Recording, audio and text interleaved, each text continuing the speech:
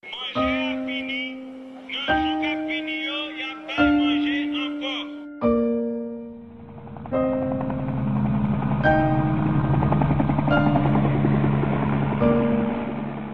Le 12 janvier 2010, la terre a tremblé en Haïti. Le bilan est lourd de conséquences. 230 000 morts, 300 000 blessés et 1,2 million de sans-abri. La pire catastrophe n'ayant jamais frappé les Amériques.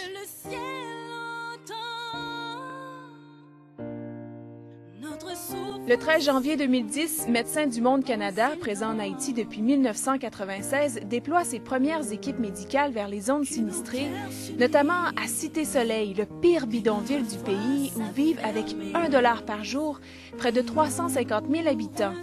Dès le 13 janvier, Médecins du Monde était présent sur le terrain, était actif sur le terrain. Et au fur et à mesure, eh bien, on a complété nos équipes sur le terrain par l'envoi d'expatriés, de médecins, d'infirmières, de spécialistes en logistique pour permettre nos interventions sur le terrain. Et puis, écoutez, on a envoyé à peu près une 60aine de personnes dans les 2 premiers mois. Je pense que les volontaires, quand ils arrivaient sur le terrain, ils étaient quand même relativement prêts. Ils comprenaient la situation, ils savaient dans quoi ils s'en allaient.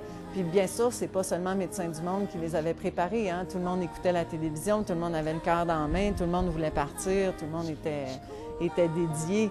Mais quand même, on a réussi à prendre toute cette énergie-là, toute cette bonne volonté-là pour amener ça dans nos projets.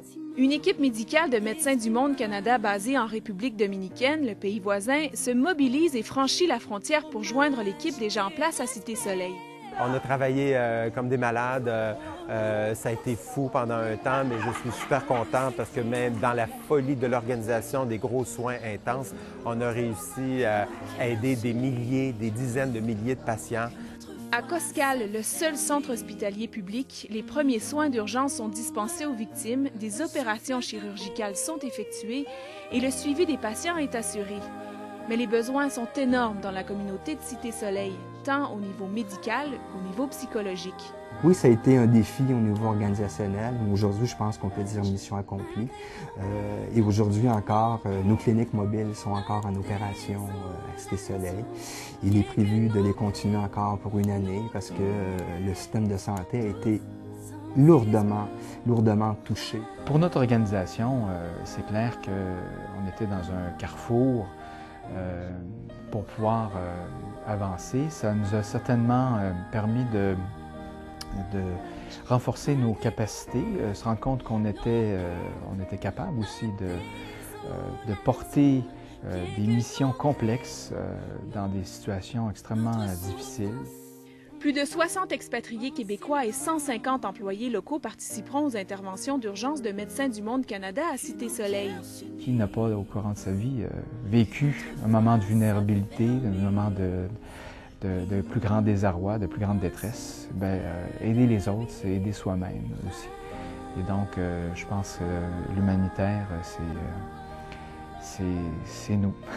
Ce qui fait en sorte qu'on doit être encore présent pour offrir des soins de santé primaires et participer aussi avec le ministère de la Santé à la reconstruction du système de santé. Donc, merci à tout le monde d'avoir appuyé Médecins du Monde. Merci aussi aux gens qui ont cru aux actions de Médecins du Monde. Et ça nous fait chaud au cœur parce que la population haïtienne, c'est nos frères, c'est nos sœurs aussi. S'inspirant de ses actions menées à Montréal depuis l'an 2000 et de sa mission qui lui est propre, Médecins du Monde Canada mobilise rapidement le personnel de son projet Montréal. L'objectif est de soulager la détresse psychologique des membres de la communauté haïtienne de Montréal qui sont fortement éprouvés par la perte d'un proche là-bas en Haïti.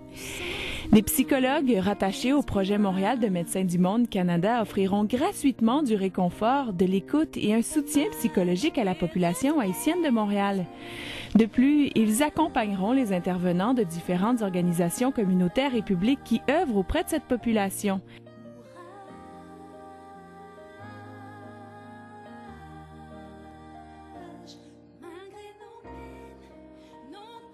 Bonjour, ici Dr Marc Paquette, coordonnateur général de Médecins du Monde Canada.